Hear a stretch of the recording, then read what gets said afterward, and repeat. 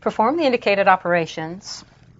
Here we have the quotient of, in the numerator, 8 times 4 minus 3 squared times 5 minus 2 times negative 1 over the denominator of negative 3 times 2 to the third plus 1.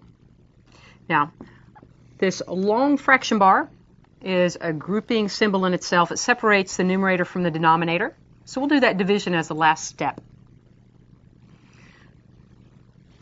Going to the numerator now, let's start right here with this value 3, I raised to the second power. And let's take care of our exponents first.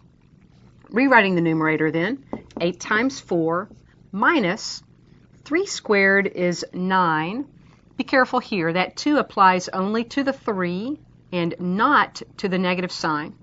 Okay, so 3 squared is 9 times 5 minus 2 times a negative 1. In the denominator, let's take care of this exponent and write that as negative 3 times 2 to the third power is 8 and plus 1. Now let's take care of our multiplication. On the top, 8 times 4 is 32 minus 9 times 5, 45, and minus 2 times the negative 1, which is negative 2. In the denominator, negative 3 times 8 is a negative 24, and plus 1. Back to the numerator. Let's go ahead and write this minus the negative 2 as plus 2, and work this addition subtraction left to right.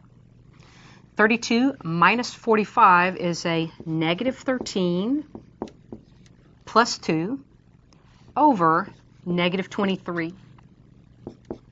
Negative 13 plus 2 is a negative 11 over negative 23.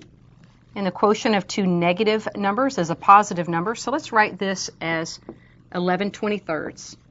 After we perform our indicated operation, we'll get a simplified answer of 11/23.